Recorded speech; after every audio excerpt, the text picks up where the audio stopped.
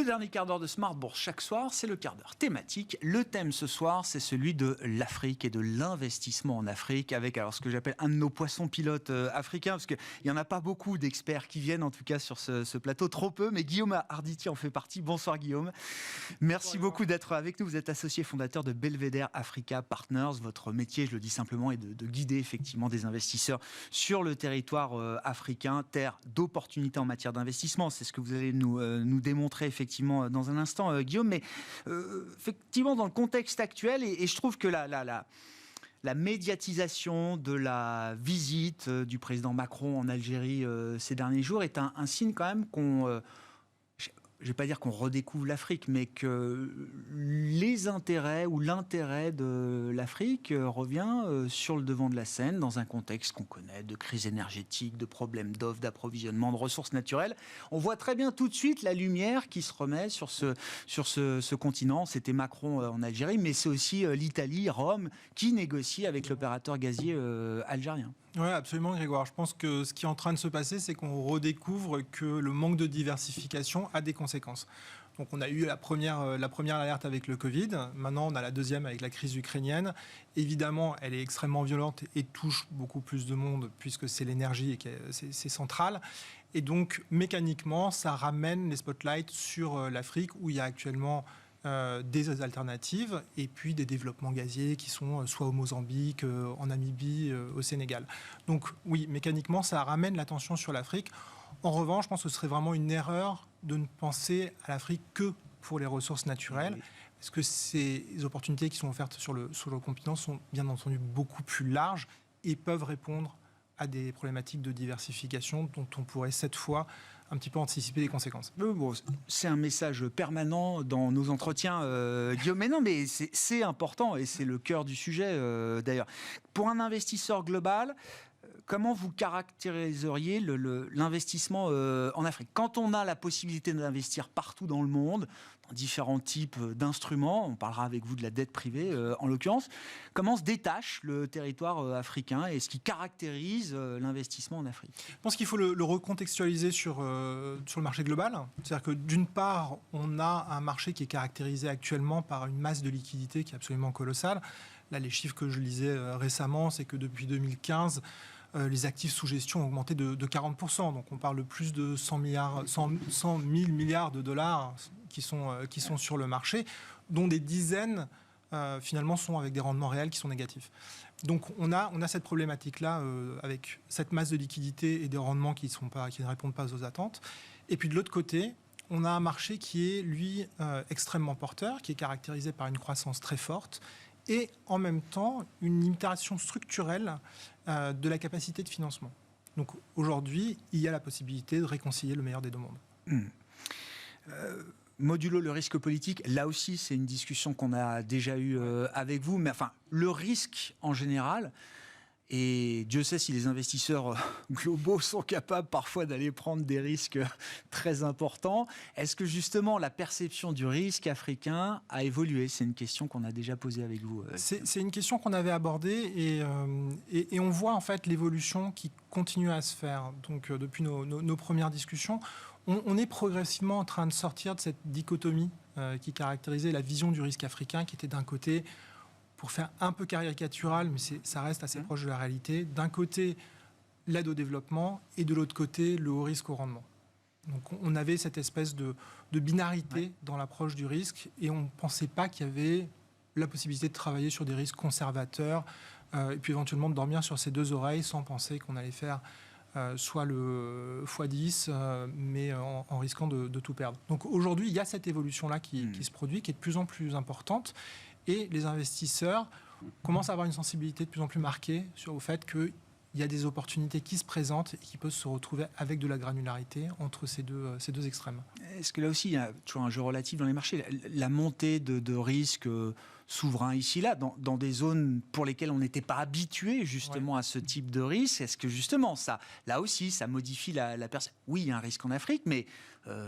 dans d'autres pays, ailleurs, dans des économies développées, il y a aussi des risques aujourd'hui qui n'existaient pas auparavant. Oui, alors tout près d'ici, je pense que maintenant, on réalise que le risque géopolitique est en train de revenir dans l'analyse. Et finalement, c'était une probablement trop longue parenthèse. Je pense que c'est depuis les années 90 où on a été dans des marchés où finalement on pensait qu'il n'y avait plus à gérer de risques politiques parce que nos propres marchés en étaient isolés. Maintenant que ça revient chez nous, on réapprend à gérer le risque géopolitique qui va de pair avec le risque économique. Et c'est ce qu'il faut faire tout simplement en Afrique où, d'ailleurs, une petite insiste par rapport à ce dont on discutait récemment aussi. Aujourd'hui, ou hier, en fait, la Cour constitutionnelle kenyane a confirmé l'élection du président. Donc là, on voit un autre exemple qui fait un peu contrepoids à ce à quoi on est habitué dans ces derniers temps dans le Sahel, où en fait, on a un processus électoral qui s'est très bien déroulé dans un des pays majeurs. Il y a un système institutionnel qui fonctionne aujourd'hui dans un pays comme le Kenya. Pourquoi la dette privée en tant qu'instrument vous paraît être justement un instrument adapté pour répondre aux besoins d'investissement de l'Afrique et puis pour répondre aussi aux objectifs d'investisseurs conservateurs. D'ailleurs, j'aime bien ce terme. Si l'Afrique doit intéresser les investisseurs conservateurs, pourquoi la dette privée est un bon véhicule selon vous ? Alors, déjà, par essence, la dette, parmi nos instruments financiers, c'est encore celle qui est la possibilité d'apporter des profils les plus sécurisés. Donc ça, c'est la première chose. De temps en temps, on a des discussions dette versus equity. Et c'est vrai que sur de la dette, par construction, on est quand même beaucoup plus confortable que sur de l'equity. Alors, pourquoi c'est particulièrement adapté sur l'Afrique ? Pour 3 raisons. La première, c'est la profondeur du marché. Donc, quand on regarde la dette privée dans le monde, on est sur des encours globaux qui doivent dépasser les 700 milliards de dollars, avec un marché principalement euro et principalement US, 60-40. En Afrique, aujourd'hui, il y a moins de 5 milliards d'encours en dette privée. Donc, on peut imaginer le potentiel de déploiement, l'horizon de déploiement qui est extrêmement important. Donc ça, c'est le premier élément. Ensuite, il y a un deuxième élément, et qui là va résonner justement pour des profils conservateurs, qui est caractérisé par 2 choses, c'est la prévisibilité que ça peut apporter et la stabilité. La prévisibilité, parce qu'un profil de dette, ça s'amortit sur 5 ans, sur 7 ans, sur 10 ans, donc on casse la volatilité du produit. Ensuite, la stabilité, parce qu'avec la dette privée, on peut investir dans des stratégies diversifiées sur de l'économie réelle. Donc on se retrouve avec la possibilité de construire des actifs qui reposent sur des actifs réels, qui sont extrêmement solides et diversifiés. Ça peut aller là récemment, il y a eu des investissements dans des data centers justement par l'agence de développement américaine. On a investi 80 millions de dollars dans une société qui construit des data centers dans des capitales africaines. Incidemment, la FinTech, McKinsey vient juste de sortir aussi un rapport où ils estiment que le chiffre d'affaires de la FinTech va être multiplié par 8 d'ici 2025. Donc là, c'est une extrême du spectre. De l'autre côté, on va avoir des projets massifs d'infrastructures. Barrage Renaissance en Éthiopie. La 2e turbine vient de commencer à être opérationnelle. Le 2e terminal conteneur Bolloré. Du classique. Du très solide et du très diversifié.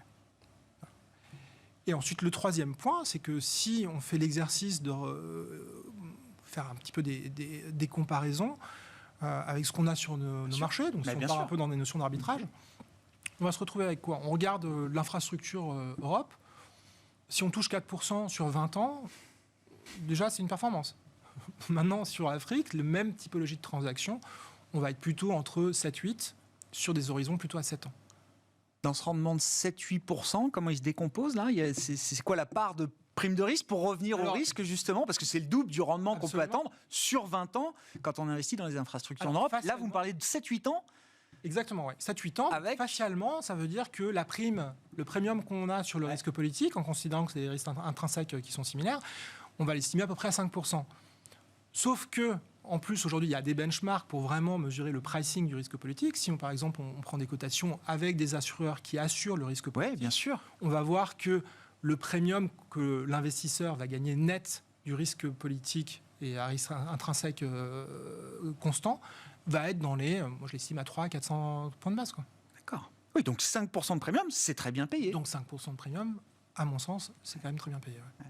Ça, vous dites c'est 5 milliards d'encours aujourd'hui de dette privée. On a une idée de la dynamique de développement de ce marché et qui est porté et qui sera porté demain par quel type d'investisseurs? Là, ces investisseurs conservateurs, qui sont-ils? Qui peuvent-ils être demain?